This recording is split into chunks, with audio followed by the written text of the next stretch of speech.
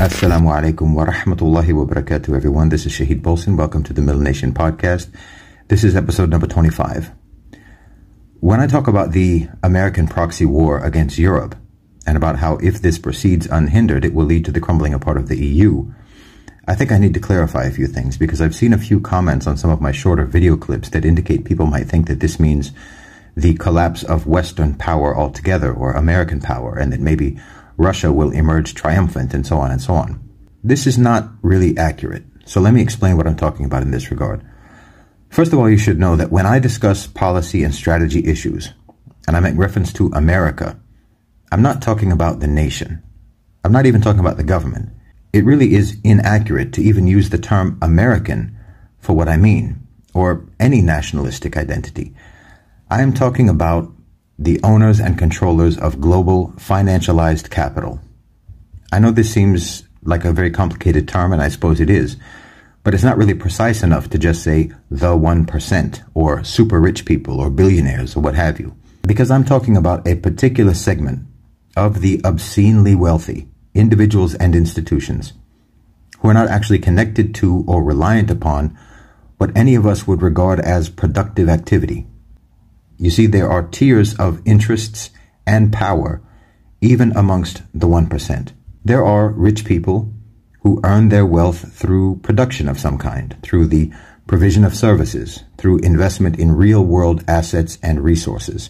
They run companies, and their fortunes are tied to the real economy. But then there are those in the financial sector, and they operate in a kind of virtual economy. And this economy eclipses the real economy. I mean, the derivatives market, for example, is estimated to be about 10 times total global GDP, perhaps $1 quadrillion. Through the invention of financial instruments, they're able to make money from almost anything without being connected to the real economy. The issue of financialization would really need to be its own topic for a podcast, but for now, suffice it to say that the owners and controllers of global financialized capital inhabit the top tier of the 1% in terms of their role in the political and economic power structure. The relationship of this class of people towards the real economy is predatory and parasitic. They virtualize things of real value into financial instruments that can be endlessly traded in a kind of economic metaverse that operates according to its own brand of physics. But the problem is, the disconnect from the real economy is one-sided, because what they do in their economic metaverse has an impact in the real world. This collection of institutions and individuals possess and exert more power and authority than any other participant in policymaking.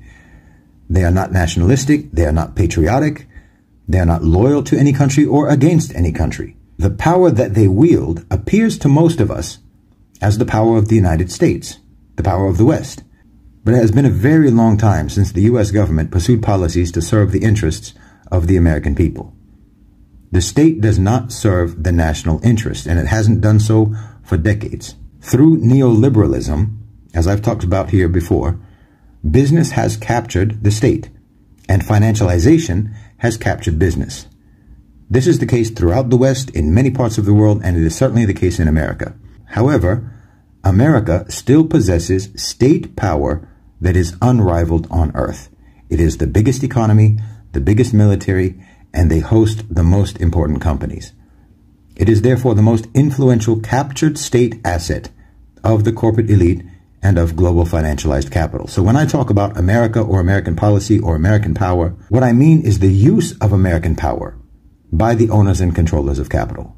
It is the most effective tool in their arsenal, and it will continue to be so for the foreseeable future. There is social, cultural, political, and economic collapse in the U.S. in terms of the population. The society is in tatters, but the accumulated power of the state remains, and it is disproportionately controlled by the corporate and financial elite. This power will continue to be used on the global stage. We are not entering a post-America future in this regard. You will continue to see America exerting major dominating influence, but you should understand that this is not, strictly speaking, American in nature. It is not of, by, and certainly not for the American people in any way, shape, form, or fashion. With regards to Europe, again, I don't mean to suggest that Europe will just cease to exist, but it will cease to exist as we have known it in our lifetimes. In other words, it will return to what it has always been historically, which is a volatile, divided, and feudalistic continent embroiled in rivalries and conflict. The same class of corporate and financial elites prevail in Europe, which is why you see them adopting policies that are blatantly against the interests of the population. So the cultural, social, and economic collapse of the West is certainly happening. But it is happening to the citizens. And this is the consequence of disproportionate power and authority being possessed by a class of people who are disconnected from the real economy, from the society, from nationalistic identity, and from accountability.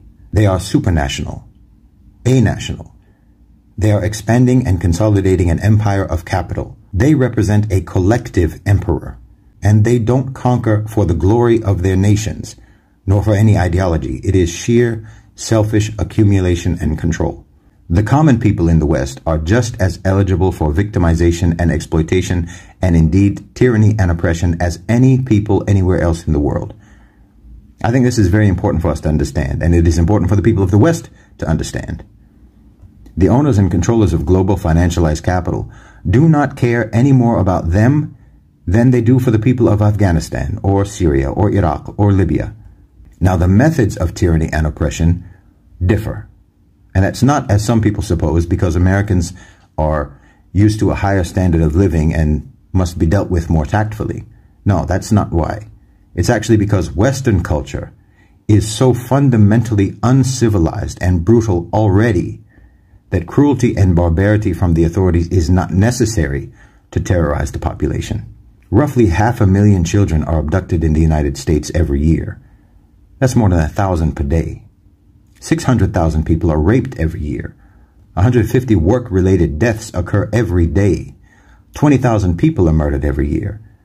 And these are conservative figures. I don't know what else is needed to demonstrate that Western authorities do not care about their populations. By contrast, Muslim countries, and indeed most of the countries in the global South, are exceptionally civilized, peaceful societies. So domination has tended to be exerted through vicious, destabilizing violence. Military invasion, occupation, drone strikes, shock and awe campaigns, death squads, so on and so on. But whether in the global North or the global South, the message is the same. The lives of the common people are expendable. And that message is being conveyed by the owners and controllers of financialized capital.